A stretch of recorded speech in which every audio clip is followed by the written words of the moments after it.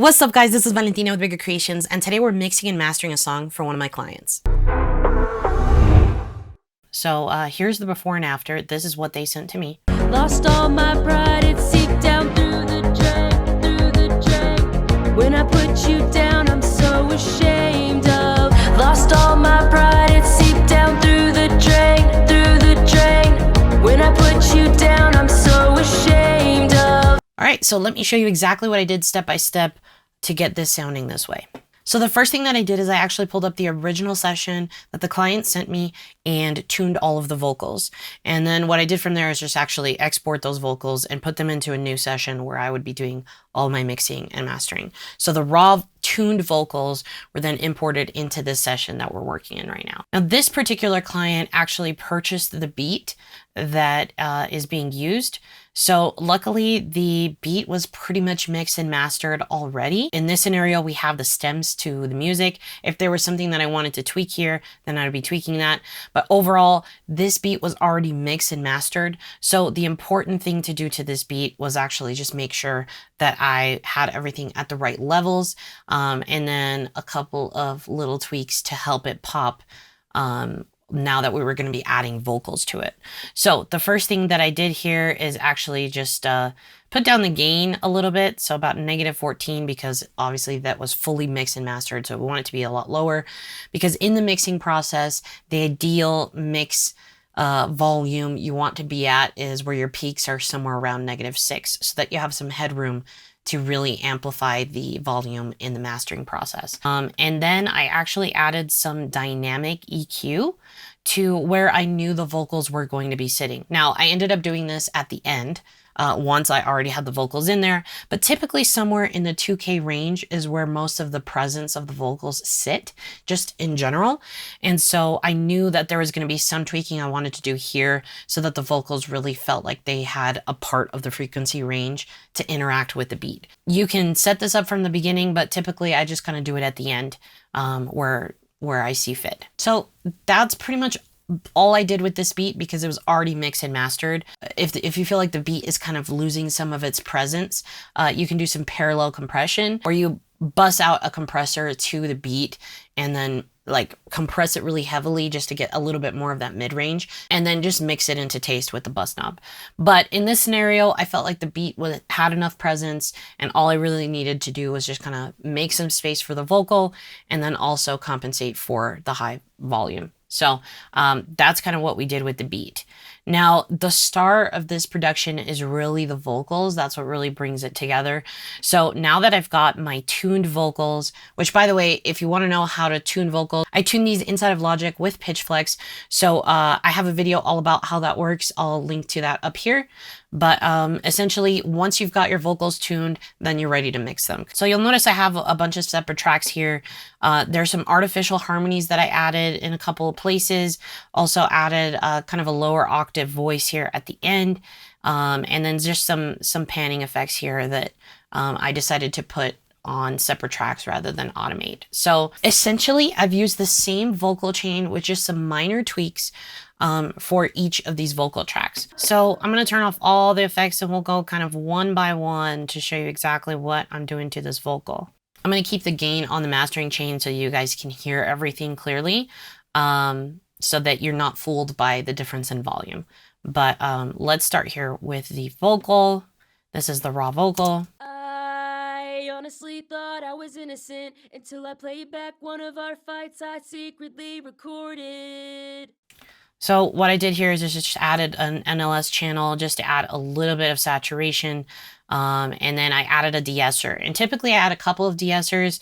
This one, I already knew what frequencies were problematic in the recording. So DeEssed around the 4200. And then typically later on in the chain, I add a different DeEsser that's more in the higher frequencies to handle the other S's and things on the higher side of the frequency range. Somewhere between like 6,000 to like 9,000. It really just depends on how bright the microphone is and how the recording was.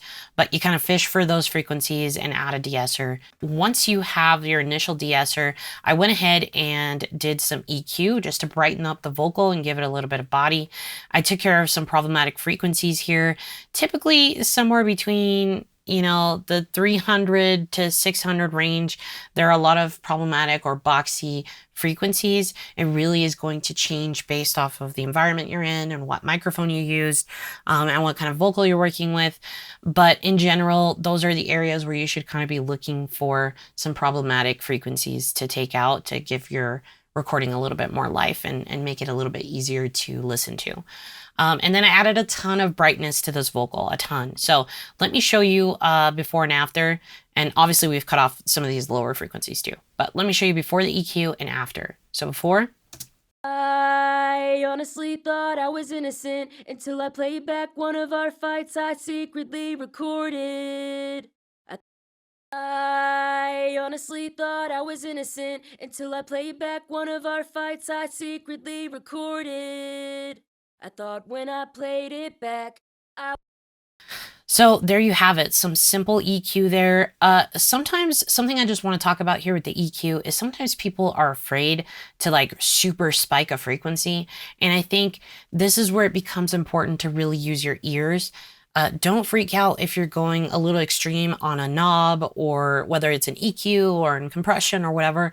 Use your ears. I think that's one of the most important tools a producer and an engineer have to just like really do a great job. Use your ears. If it sounds good, do it. Who cares if you're adding, you know, 7 dB in a frequency range?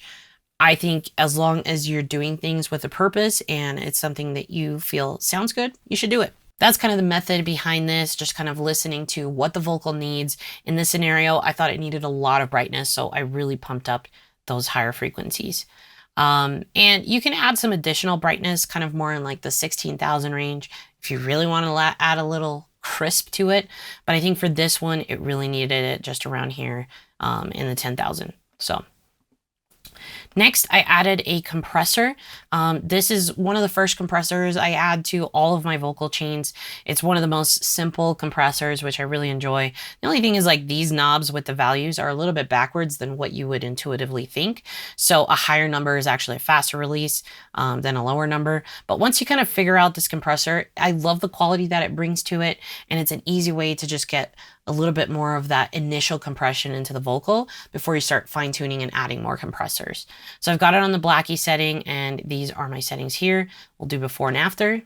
I honestly thought I was innocent until I played back one of our fights I secretly recorded.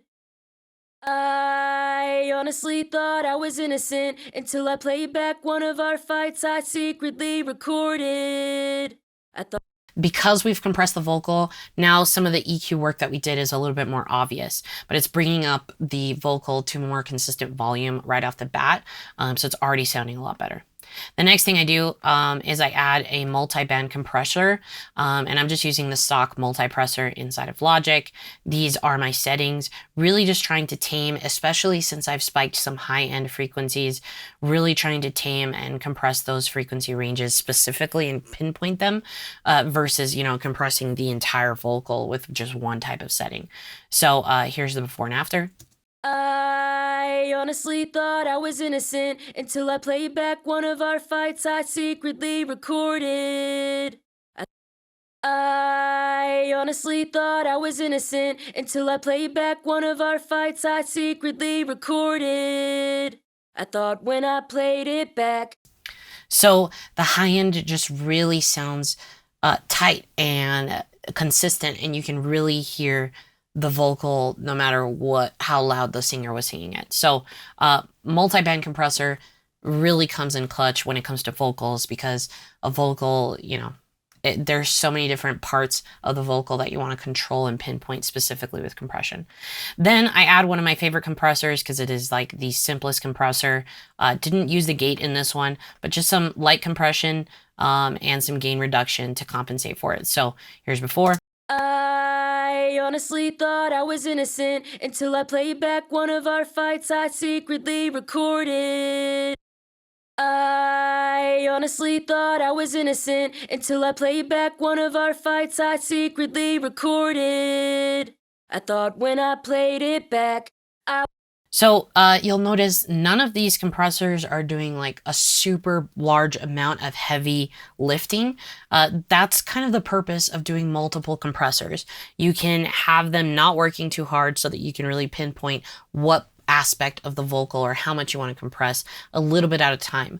Otherwise, if you heavily compress with one vocal, you start getting a little bit more of like that pumping sound, and it's just really not it's really not good sounding. So the key with great compressed vocals is to use multiple compressors, and that's why you see there's still even another compressor after this. So you'll notice each of these are just doing a little bit more to bring a little bit more of that consistency into the performance, so that you can hear everything in the track once it's mixed. The next thing I did is I added an R compressor, and again, simple settings. And here is what it sounds like before and after. I honestly thought I was innocent until I played back one of our fights I secretly recorded. I honestly thought I was innocent until I played back one of our fights I secretly recorded. I thought when I played it back, I would hear how wrong you were. So again, just a little bit more lift into those vocals. And then this is the point where I start adding some saturation. And then after this step is when I start to listen to the vocal and be like, okay, what else is missing? What else is wrong? What else do I need to correct here? So the first thing I did is I added some saturation just to kind of get a little bit of that, those harmonics and saturation in the high end. All I did was boost this higher part of the frequency by 2 dB. And this is what that sounds like before and after. I honestly thought I was innocent until I played back one of our fights I secretly recorded. I thought when I played it back, I would hear how wrong you were. I honestly thought I was innocent until I played back one of our fights I secretly recorded. I thought when I played it back. So now that we added some saturation, it's giving it a little bit of that sizzle on top. This is where you start to notice some of the issues with the vocal. This is where we would probably need another DeEsser. So I went ahead and I went in and added a little bit of the mid-range back, and took out a frequency here that I felt was a little bit boxy. And then also went in and added a DeEsser, this time around 9,000. This is what it sounds like before.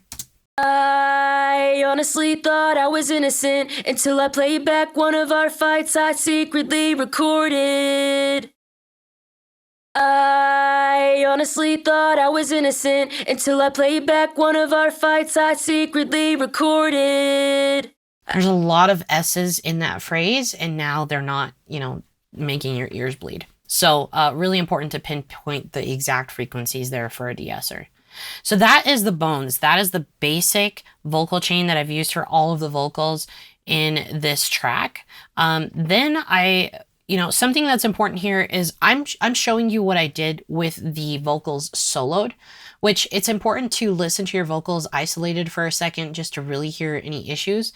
But that really falls apart if you aren't mixing with the music playing in the background, because what needs to happen is the vocal needs to have its own place in that frequency range while the music is playing. So you can mix a vocal to sound amazing soloed by itself, and then put it into a mix and it gets completely lost. So obviously, as I was doing this process, I was both soloing the vocals to really listen to the changes I'm making, but then also quickly adding back in the beat so that I could really understand what is happening with the vocal in regards to the total mix. So let me show you what it sounds like with the music there. I honestly thought I was innocent until I played back one of our fights I secretly recorded. I thought when I played it back, I would hear how wrong you were.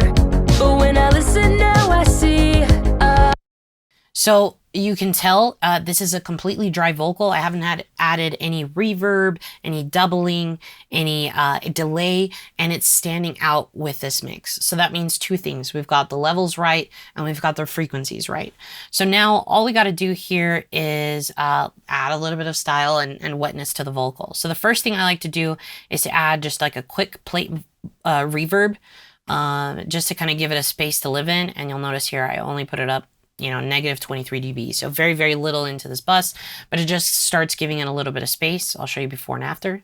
I honestly thought I was innocent until I played back one of our fights I secretly recorded. I honestly thought I was innocent until I played back one of our fights I secretly recorded. So just a little subtle. Then I added a larger reverb, more of a longer reverb to it. And again, very, very subtle with it, just to kind of start getting an idea of like making it feel like it has a little bit more life because it was recorded in a space. So that's kind of the objective of these first two reverbs I've added here. They're very subtle before. I honestly thought I was innocent until I played back one of our fights I secretly recorded. I honestly thought I was innocent until I played back one of our fights I secretly recorded. And I'll show you it by itself so you really see the difference. So this is the dry vocal. I honestly thought I was innocent until I played back one of our fights I secretly recorded. I honestly thought I was innocent until I played back one of our fights I secretly recorded. So it just adds a little bit of reverb there, very, very subtle. Then the next thing I did here was bust out a doubler, and these are the settings I used, very basic doubler, but it's just to kind of give it a little bit more presence. So before. I honestly thought I was innocent until I played back one of our fights I secretly recorded. I honestly thought I was innocent until I played back one of our fights I secretly recorded. And you'll notice, you know, right now I have it mixed into negative 14.7. If I were to exaggerate this, it really amplifies that effect, but it can lose a little bit of clarity in the vocal. So use this to taste, but I'll kind of show you the extreme so that you see what it sounds like. I honestly thought I was innocent until I played back one of our fights I secretly recorded. I thought when I played it. So for this vocal, I thought negative 14.7 was perfect. Added a little bit of that shine and shimmer, but didn't dilute the vocal so that it gets lost in the mix. Then I went ahead and added my actual, like what I would call my real reverb for this, more stylistic reverb. So the first thing I did here is I just added some Valhalla Vintage Verb. I used the 80s preset. The mix knob is 100% because this is on a bus. Aside from the reverb, I went ahead and added a EQ. And this EQ is just to kind of tame the extra reverb happening in the high and the low frequencies, just to kind of keep it a little bit more contained so it's not too messy. And then this is a super, super, super important step in the reverb process for vocals. And this technique can be used in other things too, but this is super, super crucial for vocals. So what you want to do here is you want to add a compressor and set up the sidechain to go to the original audio file, right? So basically I'm saying this is sidechaining to the original vocal. So what that does is basically, as I use the knobs here in the compressor, it's telling the compressor, hey, when the main vocal is playing back, tone down how much of the reverb is happening. And then once the original vocal is kind of done doing its thing, that's where the release is important, because if you keep it a little bit more of a longer release, then that means your reverb has space to happen on the vocal in between phrases and words. So it really helps it so that it doesn't muddy up your initial vocal. So your lead vocal will still be very clear and crisp, but it will still feel like you're getting the effects of this reverb whenever that main vocal isn't happening. So some of the key knobs here are going to be ratio. That tells you how aggressive you want it to be. The attack is going to be pretty much immediate. You want it to be compressing that reverb as soon as the vocal is happening. So a quick attack is going to be super important. And the release is more of to taste and based off of, you know, how quickly the phrases and things are happening, because the longer it means it's the longer it takes for the reverb to finish happening before it gets attacked again. I honestly thought I was innocent until I played back one of our fights I secretly recorded. I honestly thought I was innocent until I played back one of our fights I secretly recorded. I honestly thought I was until I played back one of our fights I secretly recorded. I thought when I played it back, I would hear how. So it really just makes sure that the clarity is still there for the main vocal to come through without the reverb just like totally washing it out. The last thing I did here was just add a little bit of a delay, and I used the same technique where I added some sidechain compression so that the delay isn't happening at the same time. But I've used one of my favorite delays here, H delay, did a little bit of high pass and low pass. And because this is kind of like an 80s feel, typically a lot of our pop 80s vocals have a really high fraction number for the delay. So I chose 1/16. You can go a little bit more extreme to like 1/32 or something like that. It's usually more common and it gives you a little bit more of that like spacey type sound that are characteristic of our 80s vocals. Something to note here is always put analog off on this knob unless you want it to introduce a little bit of noise into the delay. So just be aware of that. But here it is with the delay on it. I honestly thought I was innocent until I played back one of our fights I secretly recorded. Okay, so here we've got the vocals with the beat. I honestly thought I was innocent until I played back one of our fights I secretly recorded. I thought when I played it back, I would hear how wrong you were. But when I listen now, I see. Okay, so it's coming together. We've got the vocals. All of these are also lead vocals, so I mixed those exactly the same, just for timing purposes. They are on separate tracks. Let's go down to some of the harmonies here. So the original vocal had one harmony here, and this is what that was. Play back one of our fights I secretly recorded. Secretly recorded. And so what I did is I felt like it needed another harmony in there. So I panned that one a little bit to the left and then created an artificial harmony on the right. And secretly recorded. And obviously when you hear it by itself, it sounds a little bit robotic, but in this case, it's just adding a little bit more width and spice to the mix. So all I did was just duplicate that vocal and then use the flex pitch to actually change the notes so that it reharmonized it. So with just the vocals, fights I secretly recorded. Just adds a little bit of extra width there. Now you'll notice that these backup vocals, they're mixed almost exactly the same as the main vocal. Here are the things that I changed. The first thing I did here was add a little bit of a chorus effect with real ADT. You just mess with this very speed and it makes it just sound a little bit more like a background vocal. I'll show you the before and after. Secretly recorded. Secretly recorded. So it just makes it sit a little bit better and differentiate itself from the main vocal by doing that. And so you can do that up to taste. And then I added a different multipressor to this. So I removed the original multipressor and then focused on these very high frequencies just to make sure that it was super, super compressed in those high frequencies so that it almost gave the main vocal a little bit more of its own space because these background vocals were very, very consistent in that high range. So this is the multipressor I added for that. Secretly recorded. Just kind of tames it, very, very subtle. The last thing that I did to these background vocals is I just used a lot more reverb. And that's something that, you know, you do it to taste, but in general, it sounds pretty good in pop music to add additional reverb to your background vocals because they're in the background. So they should, you know, if you're thinking logically as background, they are farther back, which means you hear more of the reverb associated with that vocal. So I think that's why it naturally just feels better to have more reverb on your background vocals, and just helps it so that your main vocal kind of still takes the lead. So this is what it sounds like. Secretly recorded.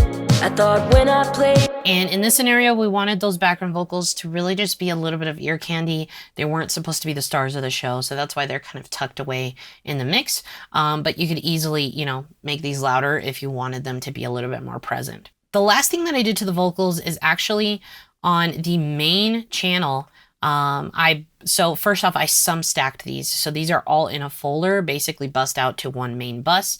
And on that main bus, I went ahead and bust out some additional, like another copy of that same reverb, just so that they all kind of felt like they were in the same space, and just tweak that up to taste. So I'll show you before and after. I honestly thought I was innocent until I played back one of our fights I secretly recorded. I honestly thought I was innocent until I played back one of our fights I secretly recorded. I thought. So it just kind of helps them feel a little bit more cohesive because they have the same reverb happening, just to kind of glue them together. The last thing I did here with vocals is I copied the original vocals here and just put them at a lower octave. So I went ahead and added a sound shifter and put them at -12 semitones, which is just a complete octave below. So what that does is it creates this deeper vocal on the same note.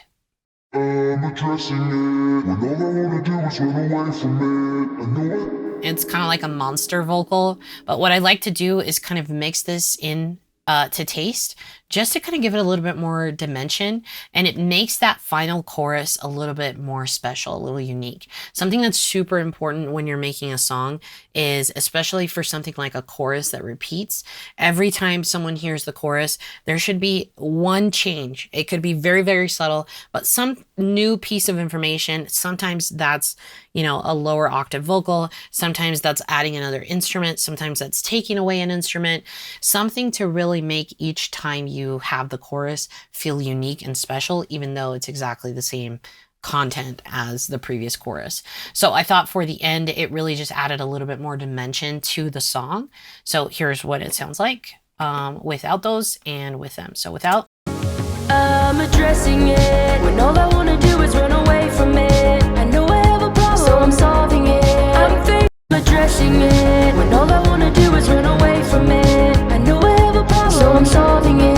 I'm facing it. So it's very, very subtle, but it really does add a little bit more dimension to that final vocal. So that's basically everything I did to the vocal. Now, obviously in the mixing process, you're going to mess with levels. You'll notice all of my main vocals are at -4.7. Again, this is going to change based off of your levels, but you want to make sure that, you know, everything is balanced out. Now, as we're listening to this, I'm going to take away the like limiter that I have on the mastering chain. So now you can actually see what the peaking level of this mix was before I started mastering it. Thought I was innocent until I played back one of our fights I secretly recorded.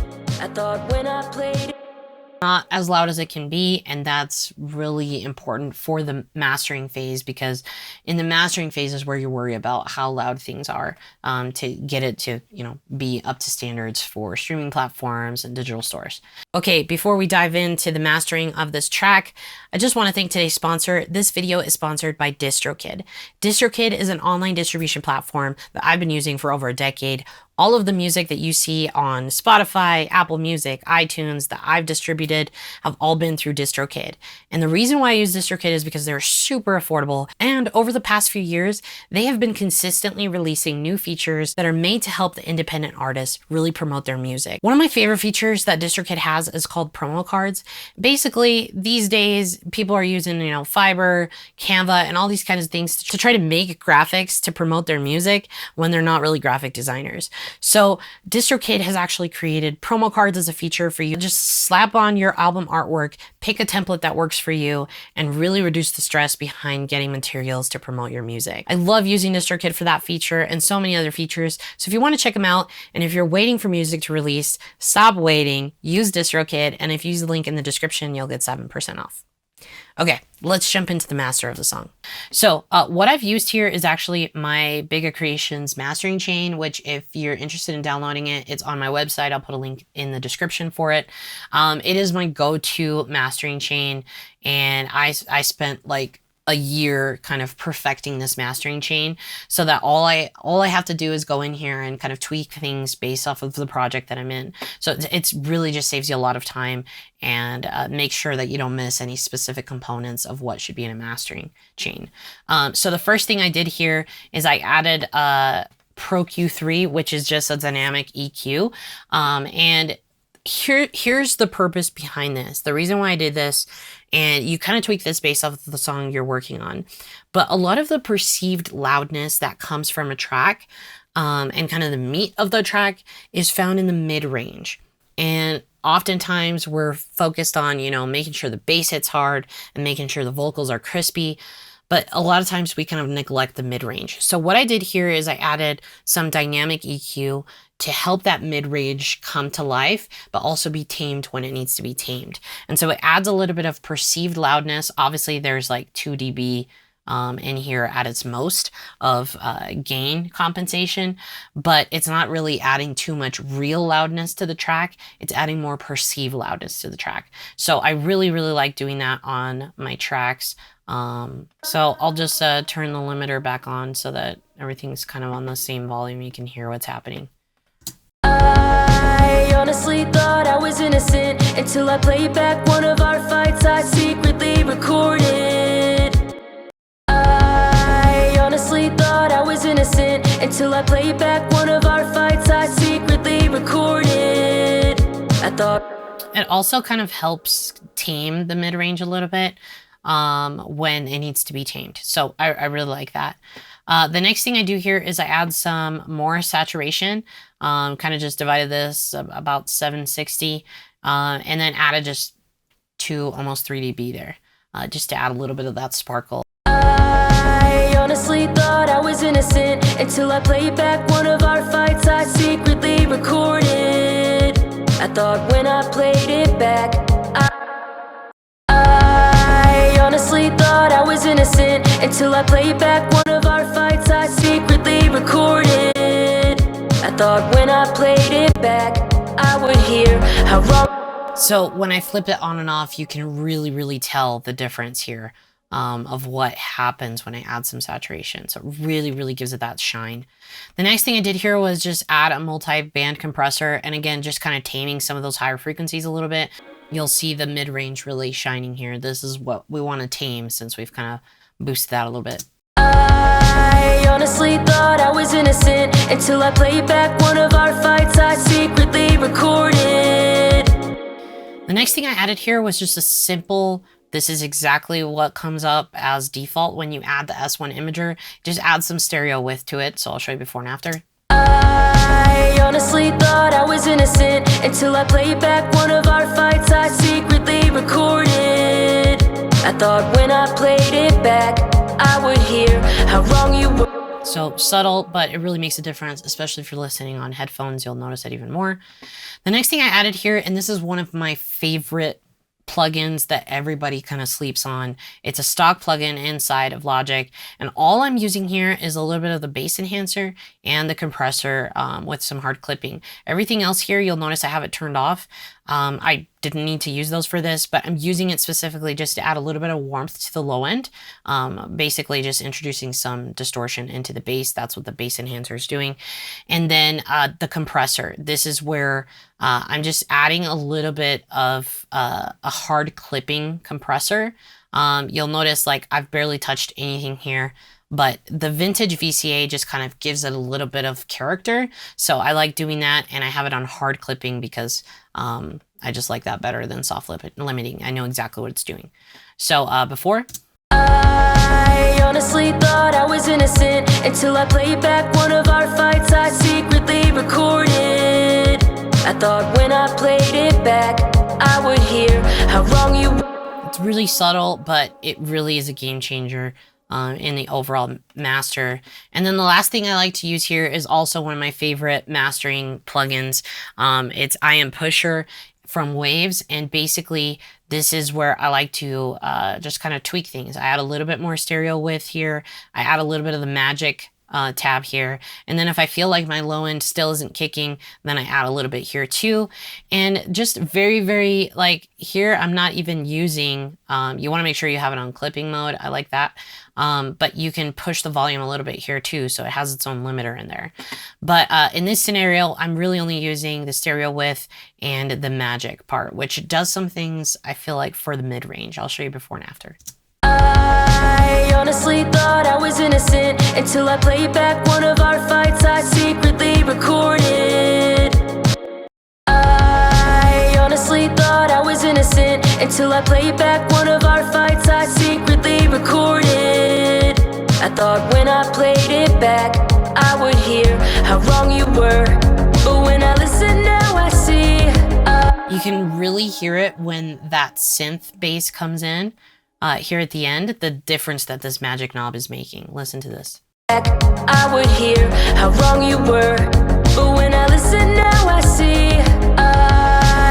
Then that's basically the mastering chain. What I do after that is I actually do the actual gain compensation and limiting to make sure that things are hitting at the right level. So I have 4 metering plugins, well, 3 metering plugins and a limiter.